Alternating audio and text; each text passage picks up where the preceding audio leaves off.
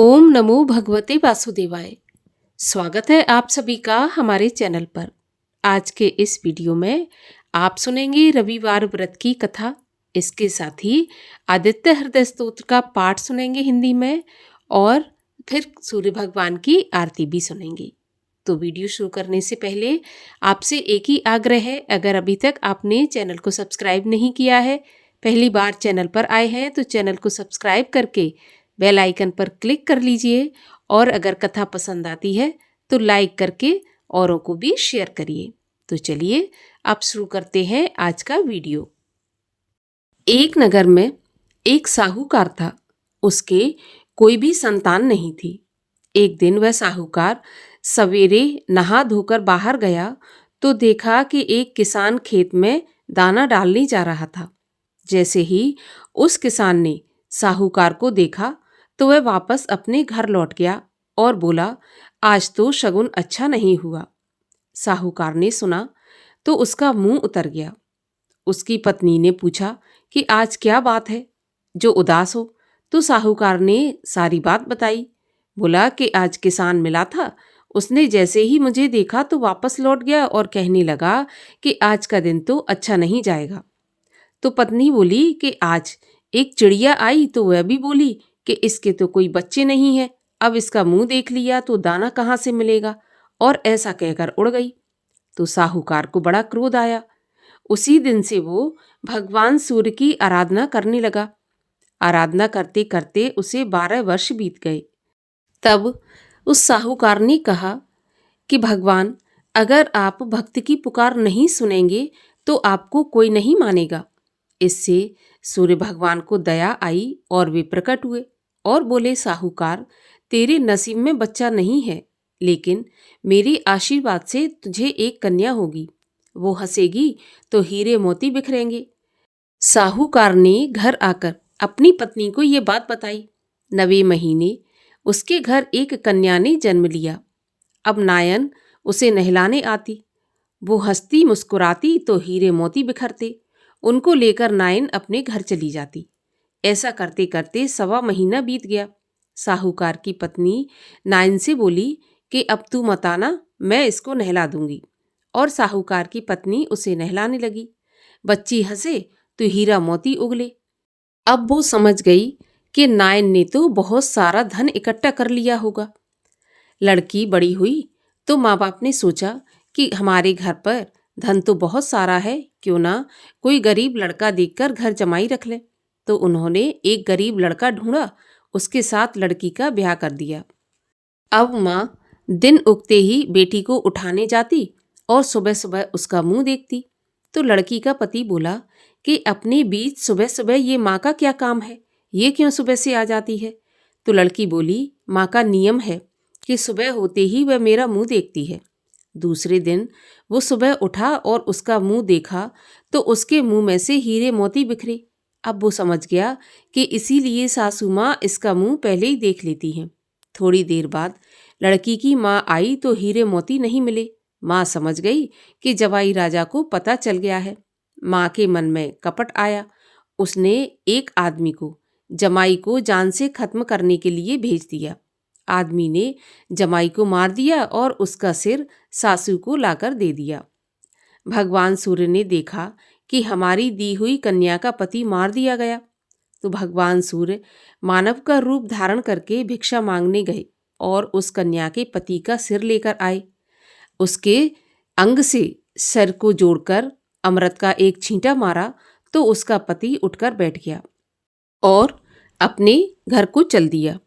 घर आया तो उसकी पत्नी ने पूछा कि आज पौष का रविवार है और मेरा नियम है कि दिन अस्त होने के पहले मैं खाना खा लेती हूँ, उसके बाद खाना नहीं खाती, फिर आप इतनी देर से क्यों आए। तो बोला, तेरी माँ ने मुझे मारने के लिए आदमी भेजा था और उसको सारी कहानी बता दी। बेटी बोली, अब हम यहाँ नहीं रहेंगे, जो मेरा सुहाग छीन ले वो मेरे किस काम का। बेटी अपने पति के साथ अपने घर में रहने लगी। उसके घर में सुख समृद्धि हो गई और माँ के धीरे धीरे दरिद्रता आ गई। हे सूर्य भगवान, जैसे आप उस बेटी पर प्रसन्न हुए वैसे सभी पर प्रसन्न होना। जो आपका ये व्रत करे, कथा पढ़े या सुने, उसकी सभी मनोकामना पूर्ण करना। बोलिए सूर्य भगवान की जय। एक बुढ़िया थी। उसका नियम था प्रत्येक रविवार को सवेरे ही स्नान आदि करके घर को गोबर से लीपकर फिर भोजन तैयार करके भगवान को भोग लगाकर स्वयं भोजन करती थी। भगवान की कृपा से उसका घर अनेक प्रकार के धन धान्य से परिपूर्ण था। घर में किसी प्रकार का विघ्न या दुख नहीं था। सब प्रकार से घर में आनंद रहता था। इस तरह कुछ दिन बीत जाने पर उसकी एक पड़ोसन, जिसकी गाय का गोबर वह बुढ़िया लाया करती थी, वह विचार करने लगी कि यह बुढ़िया सदा मेरी गाय का गोबर ले जाती है, इसलिए अपनी गाय को वह घर के भीतर बांधने लग गई। बुढ़िया को गोबर न मिलने से रविवार के दिन अपने घर को लीप नहीं सकी, इसलिए उसने ना तो भोजन बनाया, ना भगवान को भोग लगाया और स्वयं भी उसने भोजन नहीं किया। इस प्रकार उसने निराहार व्रत किया।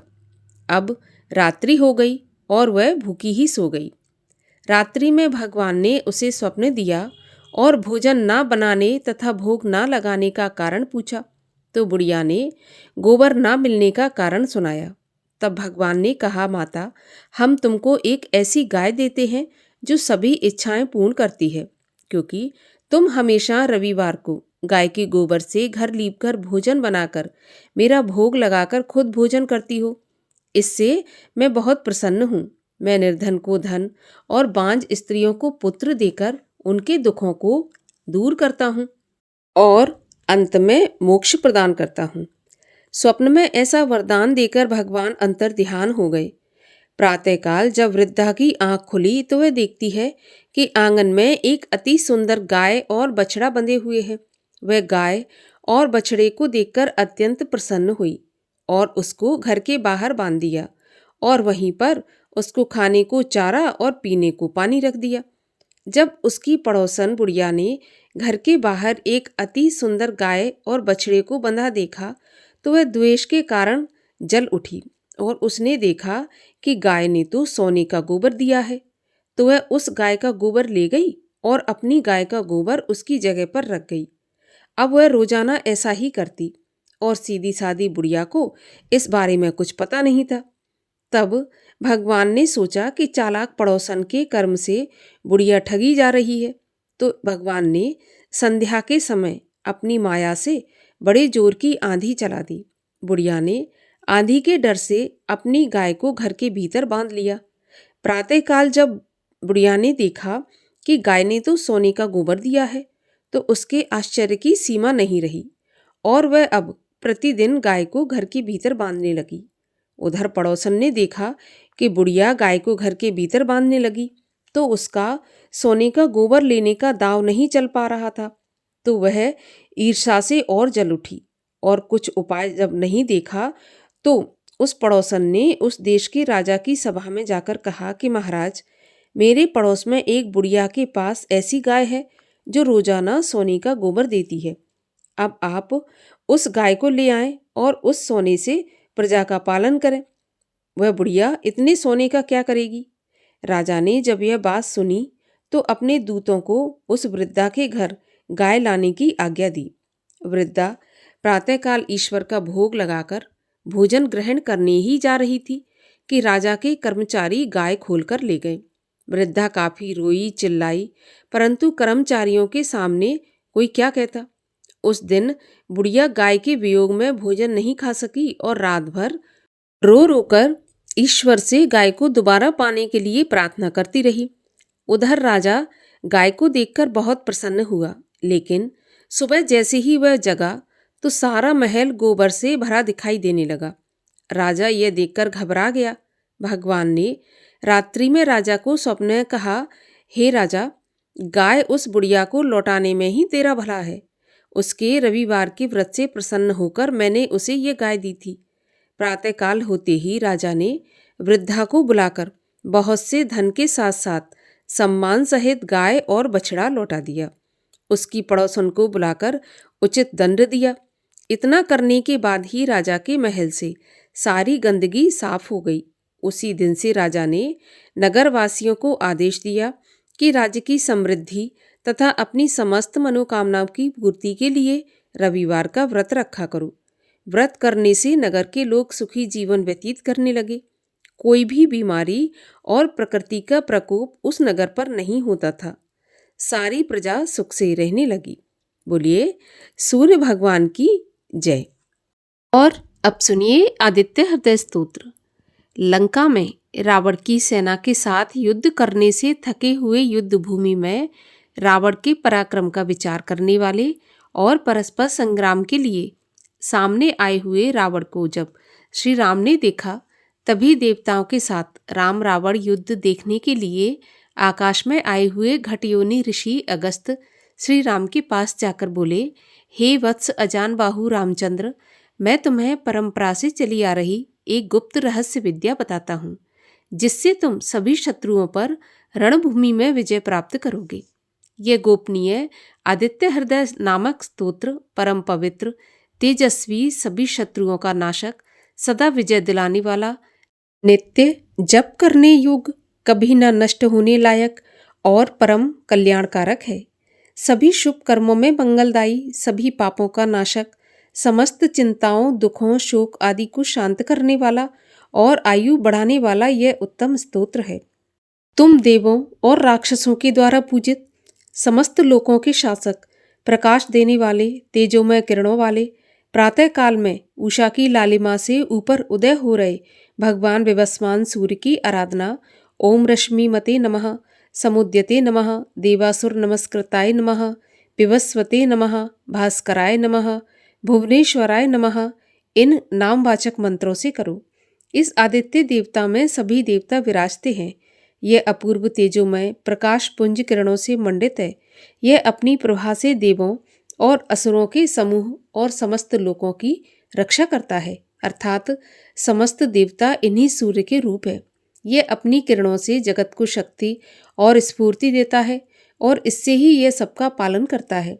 यही सूर्य समस्त लोकों का सृजन करने के कारण और वृहत आकार प्रकार के कारण ब्रह्मा अपनी तेजो राशि से शीत तथा अंधेरे को नष्ट कर सभी वनस्पतियों का पोषक होने से समस्त प्राणी जगत का पालक रक्षक होकर सर्वत्र फैला हुआ विष्णुदेव, सबका कल्याणकारक होने और संहारक होने से शिवरूप, सभी प्राणियों को ऊर्जा स्फूर्ति देने के कारण और दैत्यों का नाश कर पृथ्वी का भार उतारने के कारण स्कंद अर्थात स्वामी कार्तिकेय, समस्त प्रजा का पालक रक्षक होने से ऋषि प्रजापति, इंद्रादि देवों से वंदित होने से इंद्र से भी महान, सबको स्वास्थ्य और आयु रूपी धन देने के कारण धनत कुबेर, सबका समय पर संहार करने वाले देव के रूप में प्रसिद्ध होने के कारण कालरूप और मृत्यु का अधिष्ठाता देवता यमराज, अपनी शीतल किरणों और शुभ प्रकाश से प्राणियों, वनस्पति जगत और नक्षत्र मंडल को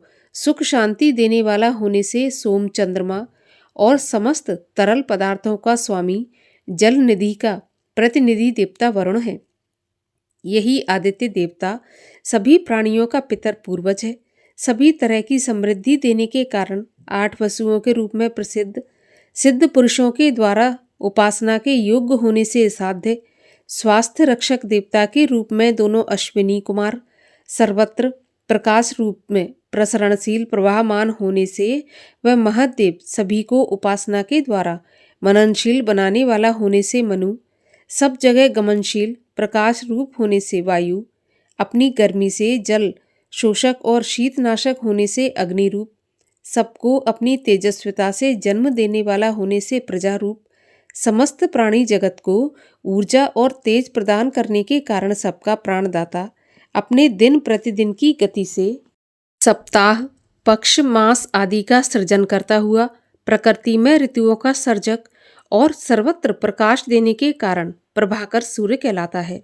प्रजापति महर्षि कश्यप की पत्नी अदिति के तेज से उत्पन्न सभी प्राणियों को जन्म देने वाले सूर्य, आकाश में भ्रमण करने वाले, अपनी किरणों की गर्मी और प्रकाश से जगत का पोषण करने वाले, किरणों की माला वाले, प्रातः उदय के समय तपे हुए सोने के समान रंग रूप वाले, शीत नाश करने के कारण अच्छे लगने वाले, ब्रह्मांड की उत्पत्ति के कारण हिरण्येता, परम तेजस्वी और रात्रि का अंधेरा दूर कर दिन को प्रकट करने वाले हैं। सभी दिशाओं में व्यापक तेजस्वी हरे रंग के घोड़ों के रथ पर विराजमान, हजारों प्रकाशमान शिखाओं वाले, 7 वर्णों के घोड़ों वाले, 7 क्रमों में अपनी तेजस्वी किरणों को बिखेरने वाले, अंधेरे को मत कर चीरकर प्रकाश रूप में अवतरित होने वाले, सबका कल्याण करने वाले, सबका दुख दूर करने वाले, भरण पोषण और संहार करने वाले, मार्तंड की संतान अर्थात तेजोपुंज विश्व को जीवन देने वाले, किरणों का चक्र धारण करने वाले अर्थात अत्यंत तेजस्वी प्रभामंडल वाले हैं। प्रजापति विश्व को रचने वाले, प्रकाश पुंज को अपने अंदर छिपाए हुए तेजस्वी हिरण्यगर्भ ब्रह्मा, स्वभाव से सबको सुख देने वाले, अपनी प्रखर प्रचंड गर्मी से तीनों लोकों को तपाने वाले, रात्रि नष्ट कर दिन प्रकट करने वाले, सभी प्राणियों को प्राण देने वाले, समस्त प्राणियों द्वारा स्तुति के युग अत्यधिक गर्मी को अपने अंतः में संभाले हुए अदिति माता की संतान, सभी रिद्धि सिद्धियों के दाता, शंख आनंद रूप व्यापक और संसार से ठंडक दूर करने वाले हैं। आकाश मंडल के अधिष्ठाता स्वामी, अंधेरे के चक्र को तोड़ने वाले, ऋग्वेद यजुर्वेद सामवेद के पारंगत ज्ञानी, अपनी तेज किरणों से पृथ्वी का जल सोखकर पुनः समय पर घनी वर्षा कराने वाले, जल को पैदा करने वाले सूर्यदेव, विंद नामक पहाड़ों का प्रतिदिन चक्कर लगाने वाले अर्थात आकाश में तेज गति से चलने वाले हैं। यही तेज धूप करने वाले, हमेशा चक्र के रूप में किरणों का समूह धारण कर घूमने वाले, भयंकर गर्मी से प्राणियों और वनस्पति जगत को सुखाकर नष्ट कर देने वाला होने से मृत्यु देवता के रूप में प्रसिद्ध, कम तेज प्रकाश के कारण नित्य अस्त होते समय पीले भूरे रंग वाला, सबको अत्यंत तपाकर व्यथित करने वाला, संसार को रचने वाला, त्रिकालदर्शी, सर्वरूप, संसार के रूप में प्रकाश पुंज के कारण जानने योग्य, महान तेजस्वी, उदय काल में लाल रंग वाला और समस्त प्राणी जगत को जन्म देने का कारण रूप है। सभी दिखाई पड़ने वाले और ना दिखाई पड़ने वाले तारामंडल और शक्तिशाली ग्रहों नक्षत्रों के स्वामी, सारे संसार को रचने वाले, अत्यंत तेजस्वी और 12 महीनों में 12 राशियों में भ्रमण कर 12 समान रूप में व्यक्त, हे आदित्य, आपको नमस्कार है।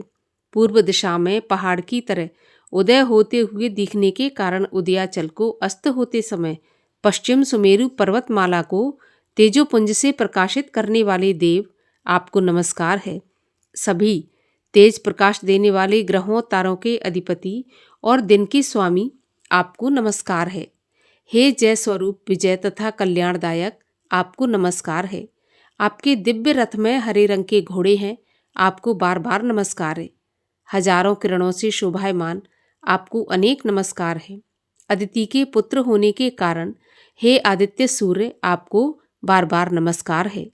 भक्तिहीन लोगों नास्तिकों के लिए अत्यंत भयंकर रूप वाले, शक्तिशाली अत्यंत तेज गति वाले सारंग सूर्यदेव, आपको नमस्कार है।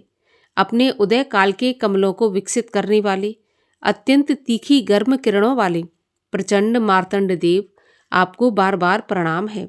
हे देव, आप प्रजापति ब्रह्मा, सृष्टि संहार करने वाले शिव और सब जगह मौजूद विष्णु के भी स्वामी हैं।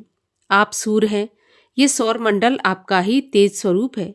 आप प्रकाश पुंज हैं, सबको जला देने वाली आग आपका ही रूप है। आप विश्व के संहार काल प्रलय में रौद्र रूप धारण करने वाले, आपको नमस्कार है। हे देव, आप अज्ञान रूपी अंधेरे को मिटाने वाले हैं, जड़ता और ठंडक को दूर करने वाले और दुश्मनों काम क्रोध मद मोह लोभ और मत्सर रूपी मनुष्य के वास्तविक शत्रुओं को नष्ट करने वाले, असीमित आकार प्रकार वाले, किए गए उपकार को महत्व ना देने वाले प्राणियों को कठोर दंड देने वाले, समस्त प्रकाशक नक्षत्रों तारों ग्रहों के स्वामी देव, आपको नमस्कार है। आपका तेज तपे हुए सोने के समान दीप्त है। आप अज्ञान को हरने के कारण हरि हैं, संसार को रचने के कारण विश्वकर्मा, तम को नष्ट करने वाले प्रकाश रूप और संसार के सभी कर्मों के साक्षी, आपको नमस्कार है।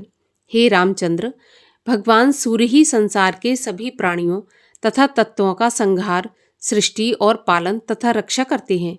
यही अपनी प्रभा में तेज किरणों से गर्मी पहुंचाते हैं, फिर क्रमशः वर्षा कराते हैं।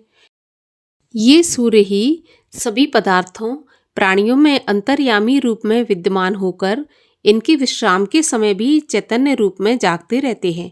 यही देवताओं की प्रसन्नता के लिए, स्वर्ग आदि फल की कामना के लिए किए जाने वाले यज्ञ आदि अग्निहोत्र और याचक पुरुषों को मिलने वाला पुण्य फल भी तुम ही हो। यज्ञों में भाग ग्रहण करने वाले सभी देवगण, यज्ञों के पुण्य रूप भी ये सूर्य देव ही हैं, क्योंकि समस्त लोकों में जितने भी कर्म हैं उनको फल तक परिणत करने और पहुंचाने में ये पूरी तरह समर्थ हैं। हे रघुनंदन, इस आदित्य हृदय को मुसीबतों में, कठिन समय में, दुसाध्य रास्तों में और किसी भी भयंकर संकट के समय जो कोई जपता है वह दुख में नहीं पड़ता। इसलिए तुम मन लगाकर इन देवताओं के स्वामी, संसार के ईश्वर सूर्यदेव की पूजा करो। इस आदित्य हृदय स्तोत्र का 3 बार अर्थ सहित भावना करके जप करो।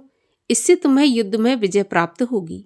हे महाशक्तिशाली, तुम जप करके इसी क्षण रावण का वध करने में समर्थ हो सकोगे। ऐसा कहकर जिस तरह मुनि अगस्त आए थे उसी तरह चले गए। ये सुनकर परम तेजस्वी श्री रघुनंदन राम का शोक दूर हो गया। उन्होंने हर्षित होकर आदित्य हृदय स्तोत्र को शुद्ध मन से धारण किया। सूर्यदेव का स्मरण और दर्शन करते हुए इस स्तोत्र का एकाग्र शुद्धि चित्त से 3 बार जल का आचमन लेकर जप किया। इससे उन्हें बहुत प्रसन्नता हुई। उसके बाद पराक्रमी श्री राम ने धनुष हाथ में लेकर रावण की ओर देखा और बड़े उत्साह से युद्ध में विजय प्राप्त करने के लिए वे आगे बढ़े तथा पक्के मन के साथ रावण के वध का निश्चय किया। उस समय देवताओं के बीच खड़े हुए भगवान सूर्यदेव ने प्रसन्न होकर श्री राम को देखा और राक्षसों के राजा रावण की मृत्यु निकट समझकर हर्ष प्रकट करते हुए कहा, हे रघुनंदन, अब इसके वध के लिए शीघ्रता करो। सूर्य भगवान की आरती। ओम जय सूर्य भगवान, जय हो दिनकर भगवान। जगत के नेत्र स्वरूपा, तुम हो त्रिगुण स्वरूपा। धरत सबहि तब ध्यान, ओम जय सूर्य भगवान। सारथी अरुण है प्रभु तुम, श्वेत कमल धारी। तुम 4 भुजाधारी, अश्व है 7 तुम्हारे। कोटि किरण पसारे, तुम हो देव महान। ओम जय सूर्य भगवान।